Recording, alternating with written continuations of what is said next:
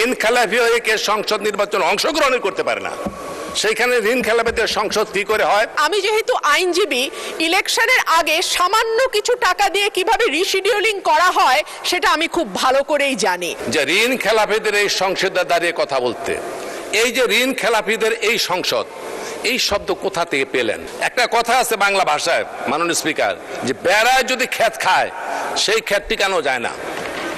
বেড়ায় যদি ক্ষেত খায় সেই ক্ষেত জমিন টিকানো যায় না।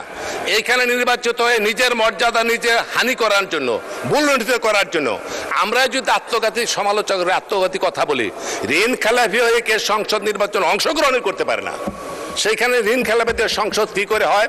আমাদের মাননীয় সদস্য একটু দাঁড়াতে চেয়েছিলেন, রুমিন ফারহানা, দয়া করে আপনি, আজান পড়ে যাচ্ছে এখনই, 1 মিনিটের মধ্যে শেষ করেন।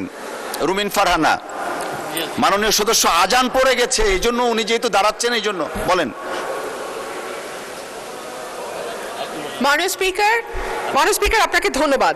মাননীয় স্পিকার, টিআইবি সম্প্রতি বলছে যে এই সংসদের সদস্যদের কাছে এই দেশের ব্যাংকগুলোর পাওনা হচ্ছে 11,356 কোটি টাকা।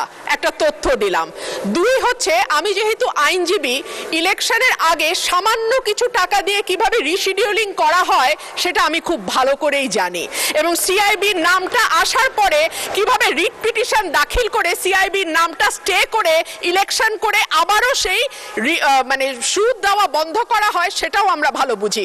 মাননীয় স্পিকার, 3 নম্বর পয়েন্ট হচ্ছে, মন্দ ঋণের সঙ্গে সঙ্গে আমি বলেছিলাম দুর্দশাগ্রস্ত ঋণ, এবং দুর্দশাগ্রস্ত ঋণের পরিমাণ 11 লক্ষ কোটি টাকা, এবং এই 11 লক্ষ কোটি টাকার মধ্যে এই সংসদের কাছে বাংলাদেশে।